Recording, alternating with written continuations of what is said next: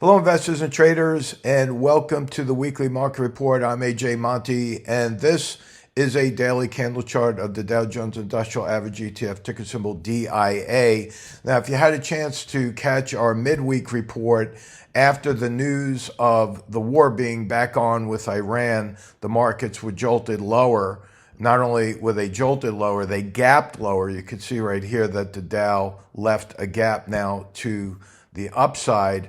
And from the looks of the CCI down here, it looks like we might have an about face, at least for a temporary rally.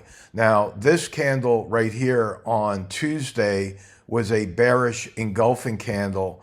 Now, I talk a lot about those bearish engulfing candles because they are one of my top favorite candle patterns. You can see back here was a bearish engulfing candle, and look what happened. The market dropped lower. Same thing happened on the bearish engulfing candle here on Tuesday. Day after what happened, we gapped down. Now, looking at today's candle, you can see that we have a higher low and a higher high. It's known as a pivot. I was looking forward to possibly seeing a breakout below the moving average, but with that pivot there, it looks like the moving average is holding as support. So we're going to go a little bit higher in an effort to fill this gap and maybe go a little bit beyond the gap. So for next week, I'm looking at a price target on DIA at 529.36. Now, the other reason I'm going to the upside in the short-term target is because the Dow Jones Transports are looking pretty bullish here. Look at that candle. It's almost a bullish Marabuzo.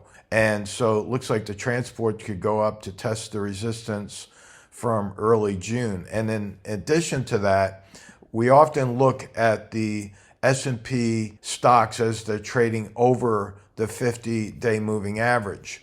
Now, this is more or less looking at the universe of stocks here in the S&P 500, but here we have another pivot, higher low, higher high. This is not a stock, mind you. It's an index that tracks the percentage of S&P stocks that are above the 50-period moving average. Here is the midline, that's right at the 50-day moving average. And so it looks like we want to go a little bit higher on this index, but there's going to be resistance up here right around 70%.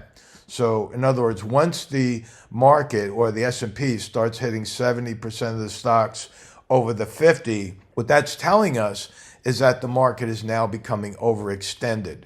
And if I take a look back, looking at the weekly on this one, you could see that between 75 and 80 is tough resistance to get through. So this is more or less an oscillating index. So when you get at the higher levels, you're now going to expect the prices to drop.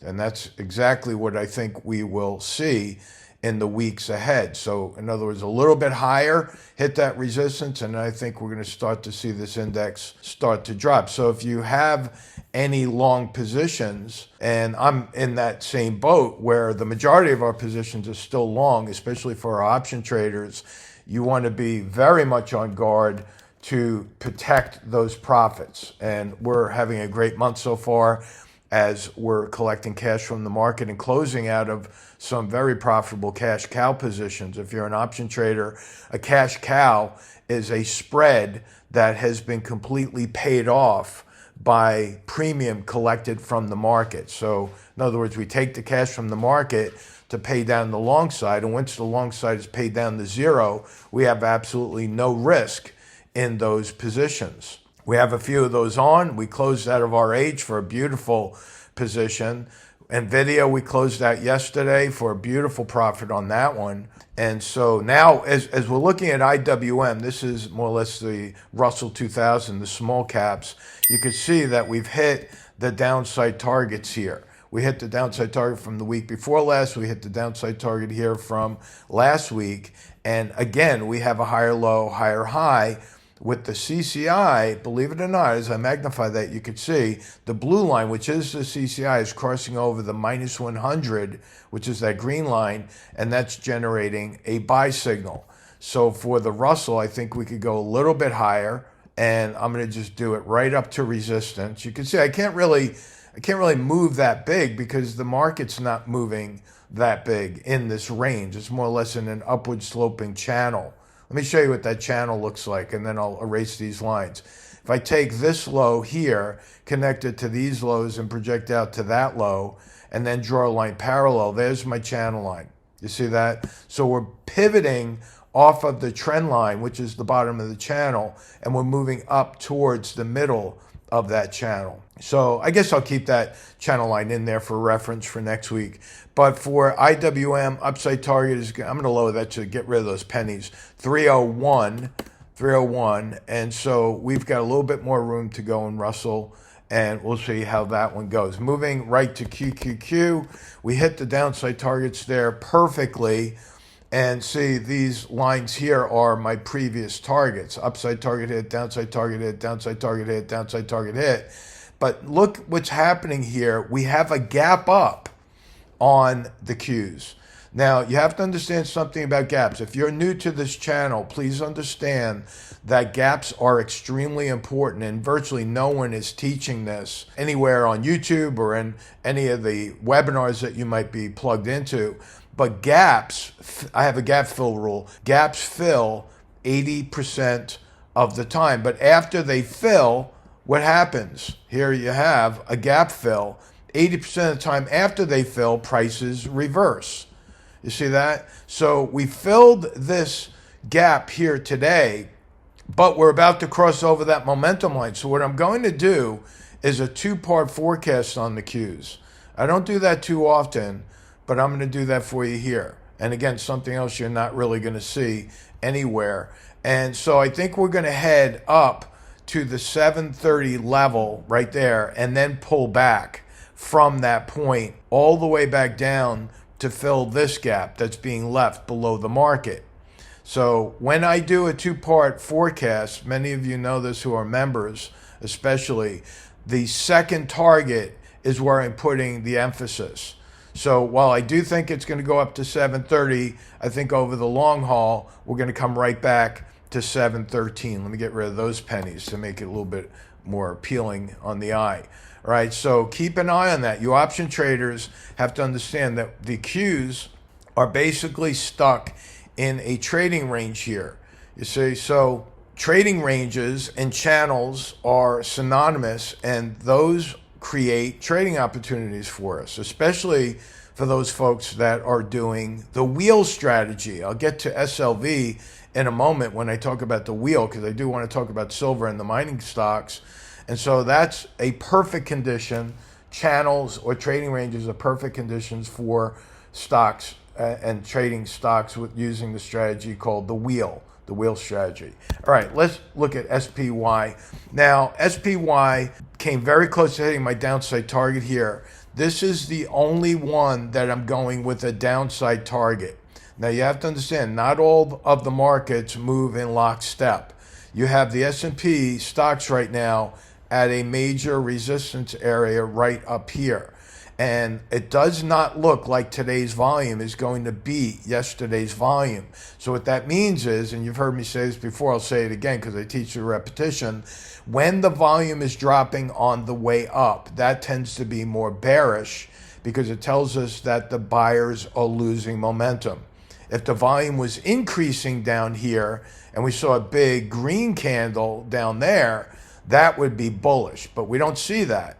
So the lack of volume on the way up tells us that the buying motivation is more or less waning, and so we would expect the prices to go lower. So I'm going to keep that downside target in place. I mentioned that yesterday on the midweek report at 735. Now, that's going to bring me to the VIX, and then we'll look at silver and the mining companies, so stay tuned for that. Yesterday, we had a big green candle on the VIX, which was bearish, but then we closed with that long shadow.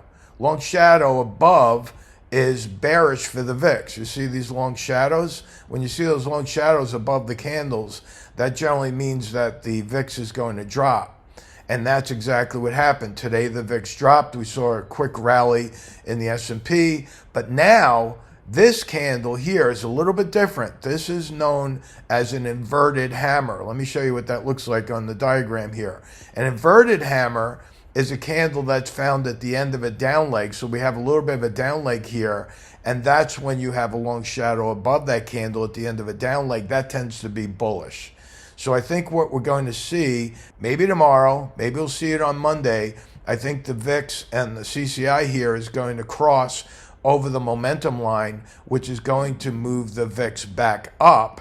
Now remember, the VIX is inversely related to the S&P. So if I think the VIX is going to get back up to this target area up here, that means lower prices for the S&P. And I've just explained to you the signals that I'm seeing that are telling us that we're reaching an overbought condition, especially when we looked at the index that tracks the percentage of S&P stocks that are above the 50-period moving average. So it's getting a little tired on the upside, so to speak. Now, before I get to silver, do a shout out in the comment field. Tell me where you're tuning in from. Are you coming in from the U.S.? Are you outside the U.S.? And one other thing, we love it when people post pictures of themselves, because when you post a comment, we feel a little bit more connected to you. We want to bond with our audience and answer questions and help them out as much as we can. So we pride ourselves on that very special relationship that we have with our members. And so if you want to do that, feel free, don't be shy, and we'll help you out in the comments field as well. Now let's look at SLV first. SLV gapped up, but this is a very interesting pattern. When you have a stock gapping down followed by a gap up, that's known as a morning star. A morning star is opposite from an evening star, which is bearish. Okay, so that's a bullish candle right there. And so I think that silver is going to move up. I'll put a little forecast on this one. I think silver in the coming days is going to move up close to 56. I'll put 55.72. So we got about another $1.20 and change to go higher from here. Now, I am currently short the July 24th 58 calls. So I wanted to get up in this area before July 24th. We may or may not see that. I don't know, but I don't care either, because if it doesn't get up to this level, I'm going to be rolling my short 58 calls up and out to the August 60 calls. Now, once I do that, I'll collect a big fat credit in the process. I take that money and I use it to buy more SLV. So in other words, I'm getting free stock. When I do this, I'm using the market's money to buy SLV. I'm not taking that out of my principal amount. Now, this all started out by using the wheel strategy like I discussed earlier. The wheel strategy starts when you sell a put. Now, I don't want to lose you here. And if you know nothing about options, you might want to plug into our StickyTrades University or come on for our free trial. We have a 15-day free trial. You could get as much education as you can cram in during that time. If you like what you see, you could stay, but there's no obligation to stay. You can leave whenever you want. But my point is, selling a put obligates you to buy the stock. So let's say that for a moment you want to buy the stock at 55. Now, you might say, why would I want to buy it at 55 when it's trading 54? Well, you would get paid to buy the stock if you sold a put. Let me show you what that looks like on the option page here. If I go out to July 17th, 8 days from now, and I say, you know what? I want to sell that 55 put right there. And if you were to do that, you sell one put, you're going to get paid $160 or $1.60 per share. Each option contract represents 100 shares. I know I'm giving a lot here, but bear with me. This is worth your time learning this. So if you sell that put for $1.60, you're obligating yourself to buy the stock at 55.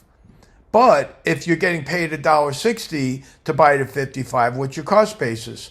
$53.40. See how that works? You take the premium you collected, subtract that from your obligated buy price, and now you actually would get to buy the stock below where it's trading right now.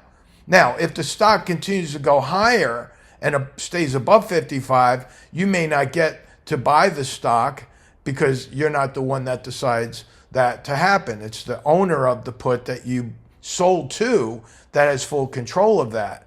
But if it goes up and starts trading above 55 and stays over 55 on expiration, you don't get to buy the stock, but you get to keep the $160.